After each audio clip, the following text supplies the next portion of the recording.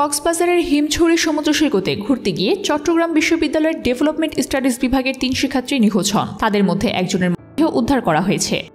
ওই শিক্ষার্থীর নাম KM সাদমান রহমান সাবাব, ঢাকার মিরপুরের বাসিন্দা। নিখোঁজ বাকি 2 জন হলেন আসিফ আহমেদ ও অরিত্র হাসান, উভয়ের বাড়ি বগুড়ায়। তারা সবাই শহীদ মোহাম্মদ ফরহাদ হোসেন হলের আবাসিক শিক্ষার্থী। তাদের সহপাঠী রিয়াদ মিয়া জানান, মঙ্গলবার ভোরে হিমছড়ি জাদুঘরের কাছে থেকে সমুদ্রে নামেন তারা। ছবি তোলার সময় হঠাৎ করে বৃষ্টি আসতে শুরু হলে 2 জন ফিরে এলেও বাকি 3 জন থেকে যান। বারবার ডাকার পরে আসছে বলতে থাকেন তারা, কিন্তু এক পর্যায়ে পানিতে তলিয়ে যান। সাদমানের দেহ ভেসে এলে উদ্ধার করা হয়। বাকিদেরকে উদ্ধার করার জন্য অভিযান এখনো চলমান রয়েছে। পুলিশ, ফায়ার সার্ভিস ও লাইফগার্ডদের মতে উত্তাল জোয়ার ও প্রবল স্রোতের কারণে উদ্ধার তৎপরতা ব্যাহত হচ্ছে। বিশ্ববিদ্যালয় কর্তৃপক্ষ বলেছে, শিক্ষার্থীরা নিজ উদ্যোগে কক্সবাজার গিয়েছিল। নিখোঁজদের উদ্ধারের জন্য স্থানীয় প্রশাসনের সঙ্গে তারা যোগাযোগ রাখছেন।